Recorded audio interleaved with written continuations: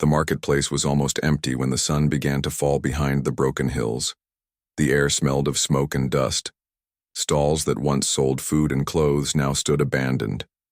Shadows stretched long across cracked stone paths. At the edge of this silent place sat a woman, an alien. Her skin carried strange marks like faded silver lines. Her eyes glowed faintly in the dim light. She kept her hood low, hiding her face from the few who still walked past. To the people of this colony, she was an outcast. Someone cursed, someone dangerous. They whispered whenever she appeared. Some even threw stones once. She had stopped caring, or at least tried to, but deep inside, she carried pain. It was heavy, like chains around her heart. She had no family, no friends, no home. For many nights, she had slept on cold stone, sometimes hungry, sometimes bleeding, yet always silent. She had learned silence was safer than speaking. That evening, as she sat near the broken fountain, she heard soft footsteps. They were too light for a soldier or a trader. When she looked up, she saw a little girl standing in front of her. The girl could not be more than 7 years old. Her clothes were simple, patched many times. Her small hands clutched a doll missing one eye. Her hair was messy, but her eyes, bright and curious, shone like tiny stars. She did not look afraid, even though most humans pulled their children away from the alien woman. The alien frowned. "What do you want, little one?" Her voice was rough, unused for days. The girl tilted her head, then whispered words that cut deeper than any insult. "You need a home," she said softly. "My father needs a wife, and I need a mom." For a moment, the alien thought she had misheard. Her breath caught in her throat. No one had spoken to her like that, not in years. She had been called monster, traitor, exile, but never mom. The girl smiled as if it was the most natural thing. "You sit here alone every day," she continued. "I see you when I go to fetch water. You look sad. My mom went away to the stars. My dad is always tired. He works too much. He does not smile anymore, and me, I am lonely." Her voice cracked. "I want a mom again." The alien woman's heart, once turned to stone, trembled. She looked away quickly. "Child, you should not talk to me. I am not the one you seek. I cannot be anyone's mother." "But," the girl shook her head with stubborn courage. "Yes, you can. You are kind. I saw you once. You gave bread to a boy when you had nothing. You think no one sees, but I saw. And if you stay with us, maybe my dad will smile again, maybe I will too." The alien's hands clenched tightly. Memories flooded. Her own lost child taken from her during the war. Her people had cast her out, blaming her for crimes she did not commit. Since then, she had wandered like a ghost. How could this small human girl look at her and see a mother? The little girl stepped closer, so close the alien could smell the faint scent of earth and flowers in her hair. "Please," she whispered, "come home with me." Before the alien could answer, voices rose from a nearby stall. 2 men were watching, their faces twisted with disgust. "Keep away from that thing, girl," one shouted. "She's cursed. She'll bring death to your home." The girl flinched but did not step back. Instead, she held the alien's hand, small fingers wrapping around the cold, scarred skin. "She is not cursed," the girl said, loudly, surprising even herself. "She is just alone." The men muttered and walked away, shaking their heads, but the words stayed. The alien stared at the little hand holding hers. Her chest ached, not with pain, but with something dangerous, something she had long buried. Hope. Finally, she spoke, her voice low. "Do you even know what you are asking, child? If I go with you, your people will hate you. They will hate your father, too." The girl's eyes did not waver. "They already hate him sometimes, because he defends me when I play with alien kids. But he says kindness is stronger than hate. So come, please." The alien woman closed her eyes. Breathing hard, she wanted to pull her hand free, to walk away into the shadows as she always had. But her body refused. The child's warmth was like a chain, one she did not want to break. For the first time in years, she allowed herself to stand, allowed someone to guide her. And so, under the setting sun, The alien outcast followed the little girl down the broken path, each step heavy with fear, yet filled with a strange light, and in the quiet of her heart, she wondered, had her exile finally ended, not with warriors or revenge, but with the words of a child who only wanted a mother. The path to the little house was narrow, lined with broken fences and wild grass. The alien woman walked slowly, her steps unsure. She could hear the sound of the girl humming as she skipped ahead, holding her worn-out doll. Every now and then, the girl would turn back and wave, as if making sure her new mother did not vanish. The alien woman's heart pounded with every step.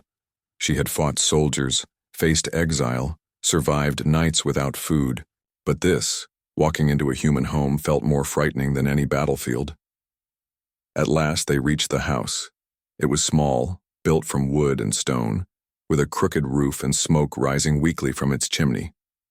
A wooden chair stood outside, and on it lay tools, signs of a man who worked with his hands. The little girl pushed open the door, her voice bright. "Papa, I'm home." Inside, a man stirred from the table where he had been fixing a broken lantern. His hair was dark, streaked with early gray. His hands rough from work. His face showed deep lines of weariness. He looked up and froze. The alien woman stopped.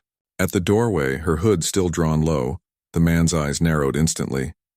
The colony had taught him well. Never trust an outcast, never trust her kind. "Who is this?" His voice was sharp, a warning. The girl ran to him and tugged his hand. "Papa, she needs a home, you need a wife, and I need a mom." She repeated the same words she had spoken earlier, her eyes wide with hope. The man's heart clenched at the sound of "mom." A shadow crossed his face. He thought of his wife. Gone too soon. Taken by sickness years ago. He had tried to be strong for his daughter, but grief never left him.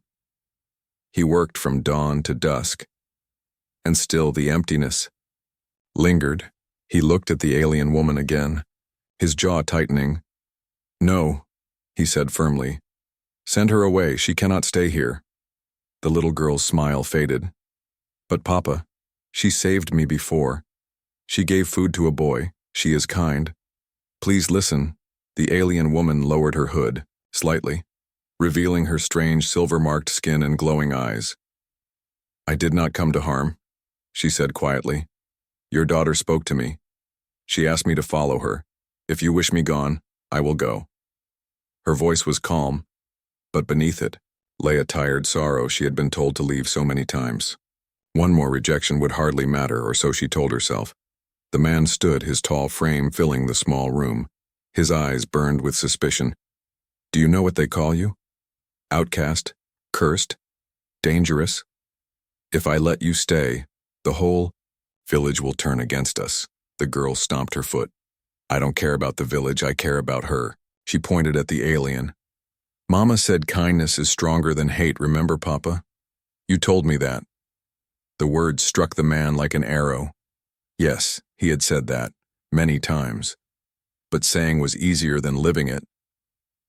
The alien woman kept her gaze on the ground. She did not beg. She did not defend herself. She simply stood still like a prisoner waiting for judgment. The silence grew heavy until the sound of wind against the wooden wall seemed louder than breath. Finally, the man sighed, rubbing his forehead. "You can stay for one night," he said at last, his voice hard. "Only one. Tomorrow you leave. I will not risk my daughter's safety, do you understand?" The little girl beamed with joy and clapped her hands. "Thank you, Papa." She ran to the alien woman and pulled her inside. The alien hesitated at the threshold, then stepped into the warmth of the home. The fire crackled in the small hearth. The smell of stew filled the air, simple but comforting. The alien had not eaten a proper meal in weeks. Her stomach twisted, but she said nothing. The man watched her every move, his eyes sharp. He placed the lantern on the table, but his hand stayed close to the hammer beside it, ready to strike if she made one wrong move. The girl, however, was fearless. She guided the alien to sit on a wooden chair, then brought her a cup of water. "Here, Mama," she said softly. using the word again without hesitation. The aliens. Hand shook as she accepted the cup. Her throat burned, not from thirst but from the sound of that word. Mama. It was both a wound and a gift.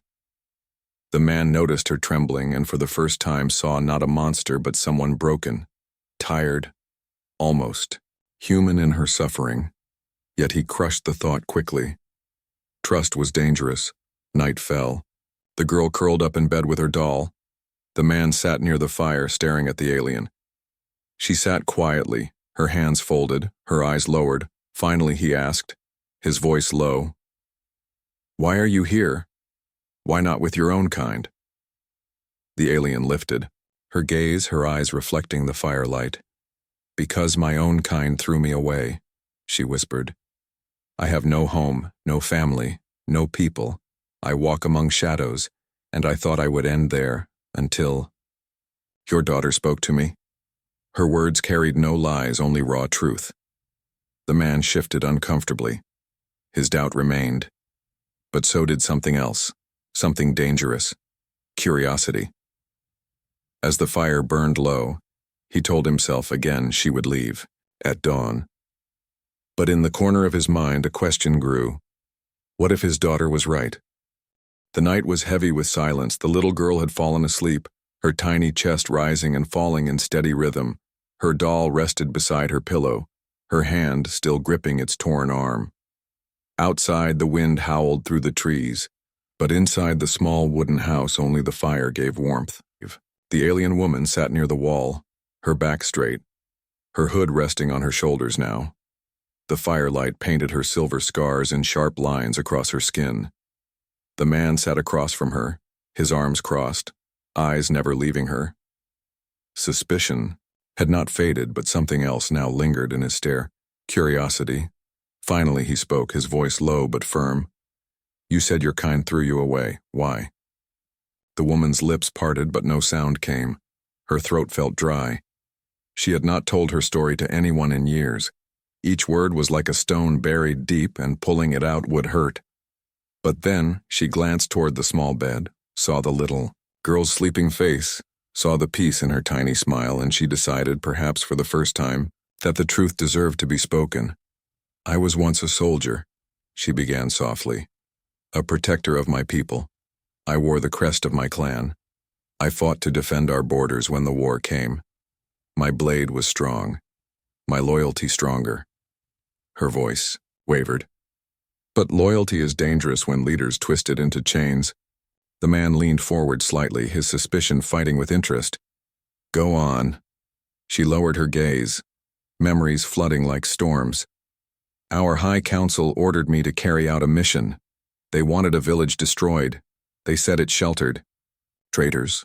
But I saw only children, families. I refused. I would not kill the innocent."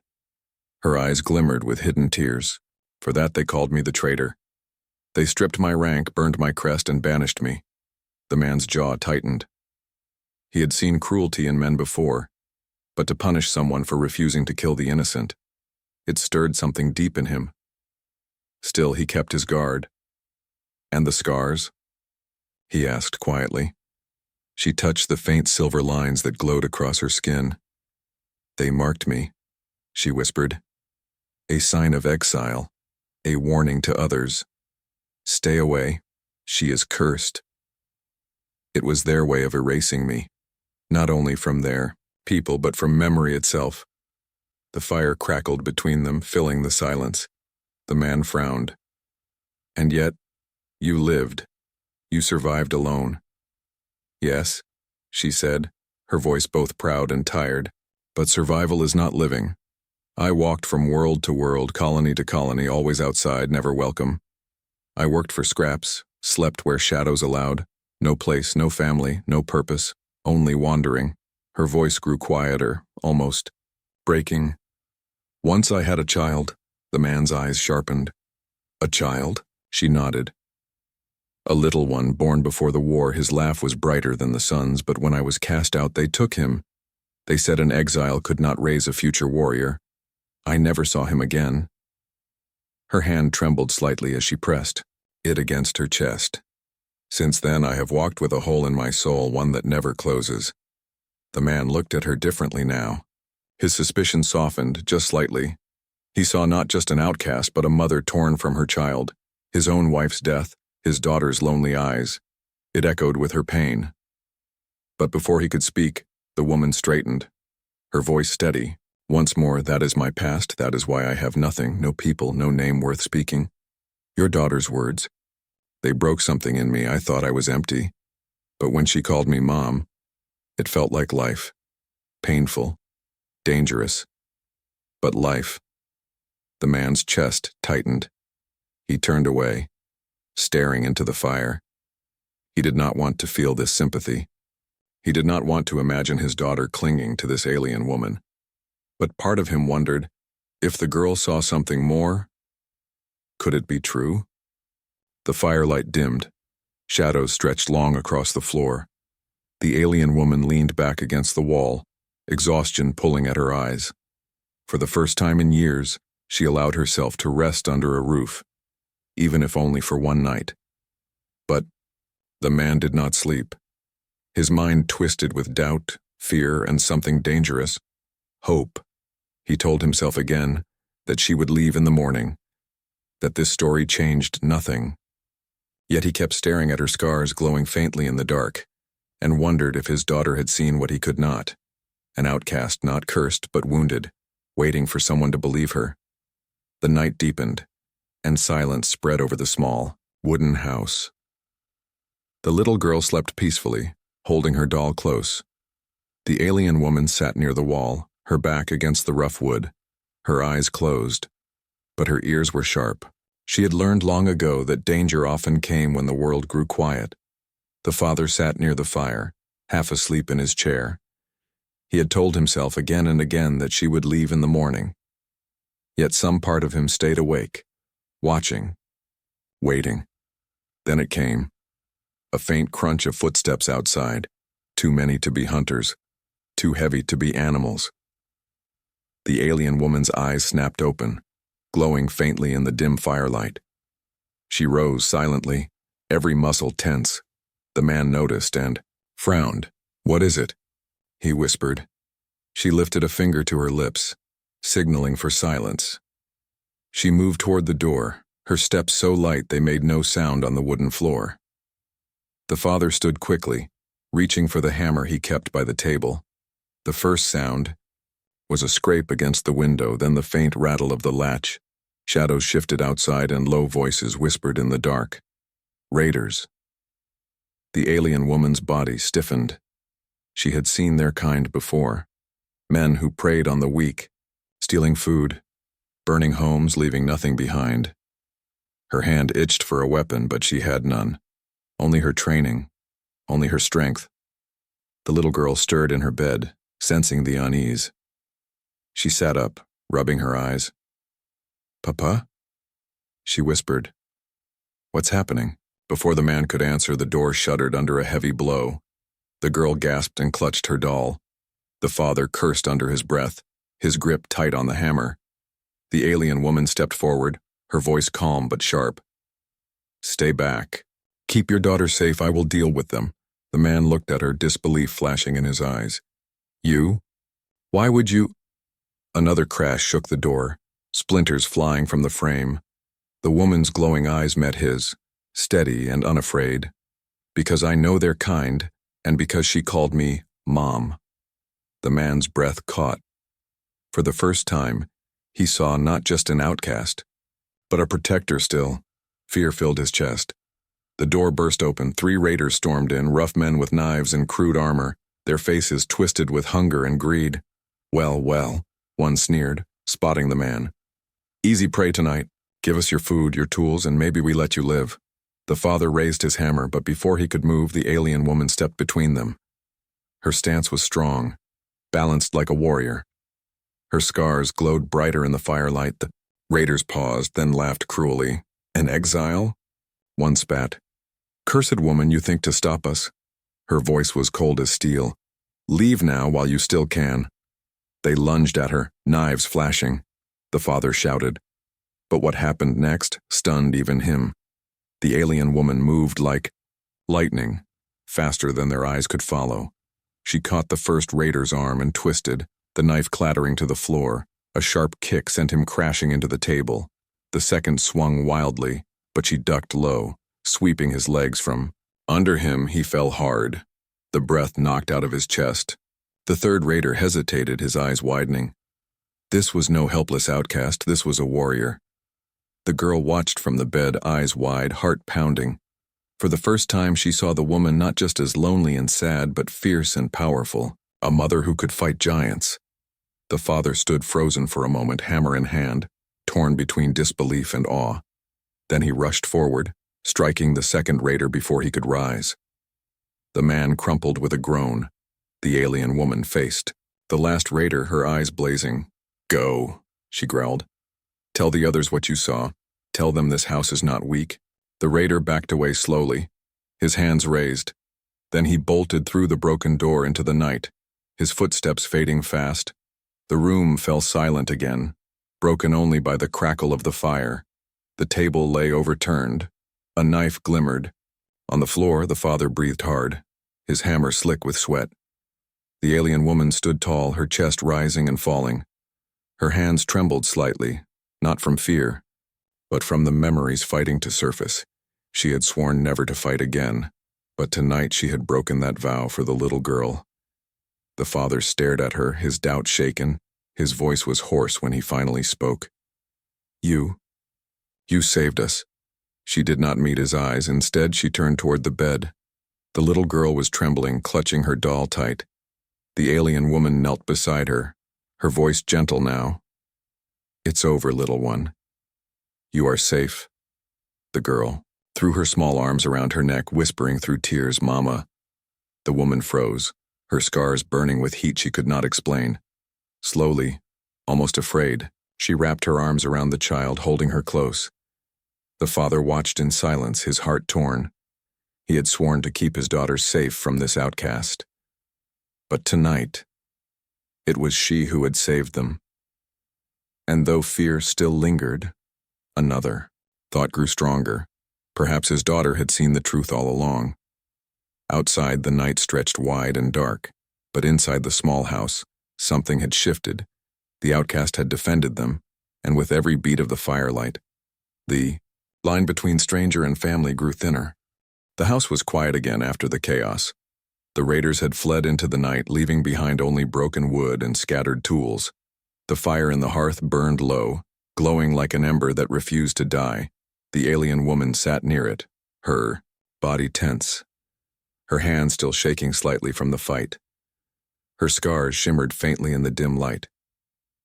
She tried to steady her breathing, but her mind spun with memories of battles long past. Across from her, the father worked in silence, repairing the shattered door with wooden planks. His hammer struck slow, steady blows, but his eyes kept drifting toward her. He had doubted her every word, every step, yet tonight she had stood. Between death and his daughter, without hesitation, the little girl lay curled on the bed, her doll clutched tightly in her arms. But even in sleep, her lips curved into a small smile. For the first time since her mother's death, she felt safe. The father finished fixing the door and set the hammer down. He wiped the sweat from his forehead, then sat across the fire from the alien woman. For a long while they said nothing. Only the crackle of firewood filled the room. Finally he spoke, his voice low, almost hesitant. "You could have run. You had no reason to stay, but you fought for us." The woman's gaze stayed on the fire, her voice steady but soft. "I fought because she called me Mom. I could not let harm touch her." The father's chest tightened at the words. He studied her face in the flickering glow. Tired, scarred, but strong. Something inside him shifted, though his doubt still lingered. He reached for a pot near the fire and poured what was left of the stew into a wooden bowl. He slid it toward her. "Eat," he said gruffly. "You need strength." Her eyes flickered with surprise. For so long she had been given only scraps. Chased away from tables, yet here was food offered freely. She hesitated, then slowly lifted the bowl to her lips. The warmth filled her stomach, and for the first time in years, she felt like more than a shadow. The man watched her quietly, then leaned back, his voice heavy.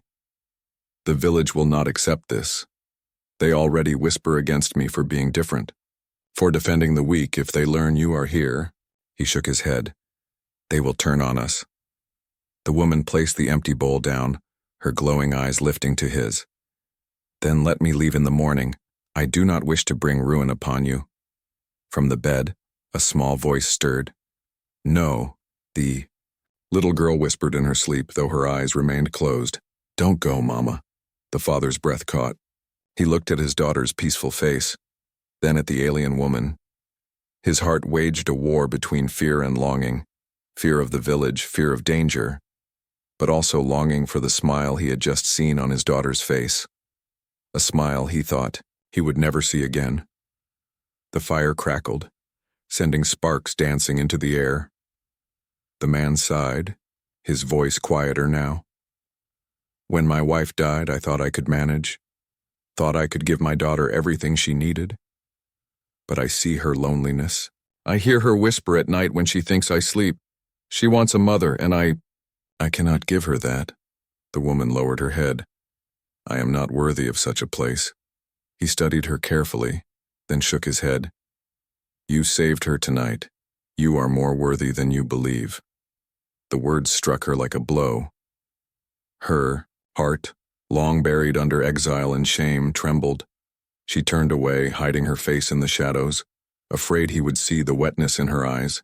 The fire grew lower, filling the room with soft orange light. The father finally leaned back in his chair, his voice firm. Stay for now.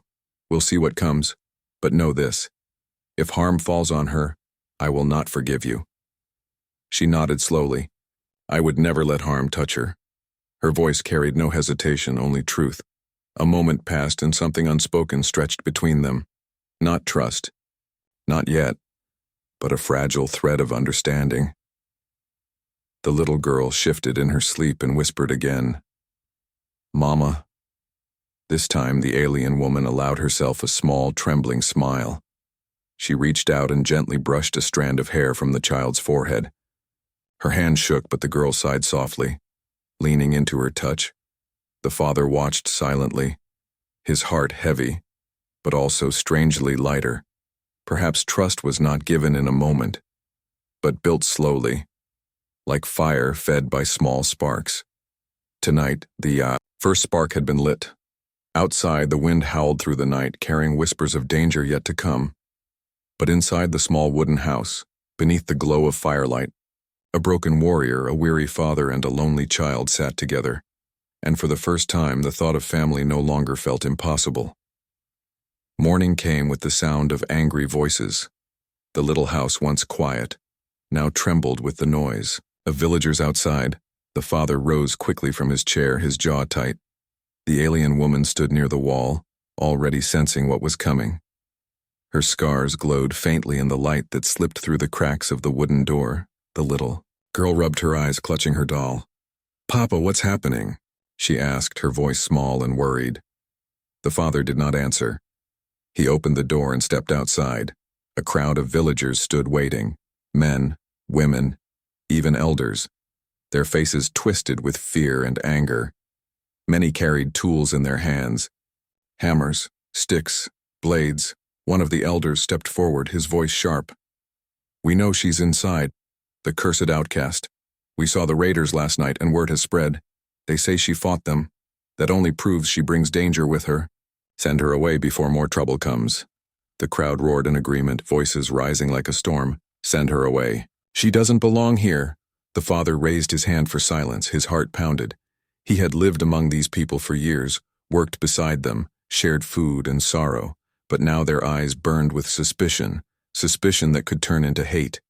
Inside, the alien woman stood still, listening. She had expected this.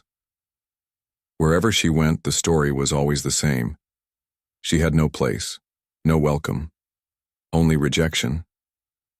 Her heart told her to leave quietly before violence struck the house. But then, a small hand grabbed hers. The little girl looked up at her with wide, tearful eyes. Don't go, Mama, she whispered. Please don't leave me. The woman froze. Her throat tightened. She had sworn never to let herself hope again. Yet here was a child clinging to her, calling her mother. The father stepped back into the house, closing the door behind him. His face was pale, his hands shaking slightly. He looked at the woman, then at his daughter. His voice was heavy with conflict. They want you gone. If I defy them, they may turn on me, on her. I cannot risk her safety. The girl burst into tears. Papa, no, she saved me. She's not bad. Please don't make her go. The woman knelt down and held the child, her own heart breaking. She stroked the girl's hair gently. Little one, I will not let you suffer for me. If leaving keeps you safe, then I will go. The girl shook her head furiously, her tiny fists clutching the woman's tunic. No. You are my mom. I don't care what they say, you're my mom. The father closed his eyes, torn in two. On one side stood the village, his only community, the people he depended on for trade, for survival. On the other side stood his daughter, the only light left in his life, and the alien woman who had saved them both. The crowd outside grew louder, pounding on the door. Send her out, they demanded. If you protect her, then you are against us. The father's chest ached. He turned to the alien woman, his voice trembling. If you stay, I will lose everything. My place in the village, their trust, our safety. But if you leave... He trailed off, unable to finish. The woman met his gaze, her eyes filled with sorrow. I do not want to destroy what you have. Let me walk away. It is better this way. But before she could stand, the little girl threw herself in front of the door, her small frame blocking it as if she could fight the whole village. Tears streaked her face, but her voice rang clear. If she goes, I go too. I won't live without my mom. The father stared at his daughter in shock. His heart thundered in his chest. In that moment he saw the truth. This was no longer about the village or his pride or even fear. This was about his daughter's heart, and the strange broken woman who had become part of it. The pounding on the door grew louder, but the father straightened. His voice was no longer unsure, no longer weak. He looked at the alien woman and said, Stay. Her eyes widened. But the village. He shook his head firmly. Let them shout. Let them hate. My duty is to my daughter, not to their fear. She has chosen you, and I will not take that from her. The girl rushed to him, hugging his leg, relief flooding her small. Thank you, Papa. The alien woman's chest tightened. For years she had wandered unwanted, but here in this small home with this child and this man, she was being given something she thought she had lost forever. Belonging. The door shook again, voices outside, furious. But the father stepped to the threshold, his voice strong as he shouted back, She stays. If any of you think to harm her, you'll face me first. This is my house, my family, and I decide who belongs here. The crowd fell into angry murmurs, but no one stepped forward. They feared him, and after last night they feared her even more. Slowly the voices faded as the villagers dispersed into the morning. Inside, silence returned. The father leaned against the door, breathing heavily. The little girl hugged both of them, her smile bright through her tears. We're together now, she whispered. Like a real family. The alien woman's hands trembled as she touched the girl's hair. Her glowing eyes lifted to the father, and for the first time since exile, she allowed herself to hope. The choice had been made. The village slowly quieted after their anger faded, but tension hung in the air like smoke after a fire. The father sat at the wooden table, his face heavy with thought. His hands rubbed against each other, rough with work but trembling with the weight of his decision. He had chosen the alien woman over the voices of his people, and there was no turning back. The alien woman sat across from him, silent. Her scars glowed faintly in the dim light of the hearth. She had been ready to leave, ready to walk into exile once again, but his words had stopped her. She still did not understand why he would risk everything, but the truth was clear. He had. The little girl moved between them with a joy that seemed to erase the shadows. She held the alien woman's hand with one small palm and tugged at her father's sleeve with the other. We're together now, she whispered again and again, as if afraid the moment might vanish. The father finally looked up, his eyes meeting the woman's. His voice was steady but serious. If you stay, life will not be easy. The village will always doubt you. They may refuse to trade. They may whisper lies. You must be ready for that. The woman lowered her head, her voice calm but filled with pain. I have lived with whispers all my life. I have lived without food, without safety, without belonging. If I can live here with her, she looked at the sleeping girl who leaned against her arm. Then I will endure anything. The father studied her carefully, then nodded slowly. Then from this day, you are not a stranger in this house. You are part of it. The words pierced her heart. For years she had been called exile, cursed monster. Tonight, she was called something she had longed for, part of a family. The fire burned low as night settled again. The father prepared bedding for her in the corner, but the little girl refused. No, Mama sleeps near me, she insisted, her small arms pulling the woman closer. The alien woman hesitated, but when the child wrapped around her, she felt warmth spread in her chest that no fire could give. For the first time in many years, she slept without fear. Morning light broke over the colony, golden and bright. Yet as they stepped outside, the stares of the villagers followed them like daggers. Some whispered, some spat on the ground, some turned away altogether. The little girl, however, walked proudly between them, one hand in her father's, the other in the alien woman's. Her small voice carried louder than all their whispers. "This is my mom," she declared with a smile, "and we are a family." The alien woman's steps faltered at the boldness, but her heart swelled. The father looked down at his daughter and felt pride stir inside him. Whatever the village thought, his child would not grow in fear. Later that day, he returned to work in the fields. The alien woman joined him without being asked. Her strength surprised him. She carried tools with ease, lifted heavy baskets, and worked until sweat rolled down her scarred skin. Yet she did it without complaint. The villagers watched from a distance. Some muttered that it was wrong, but others whispered that perhaps the cursed outcast was not as weak or dangerous as they believed. At night, when they returned home, the girl danced around them with laughter. She set the table with 3 bowls instead of 2. She hummed songs, as if she had already forgotten the years of sadness. The father noticed something in himself too. He found his shoulders lighter, his heart less burdened. For so long he had carried his grief alone. Now there was someone else who understood loss.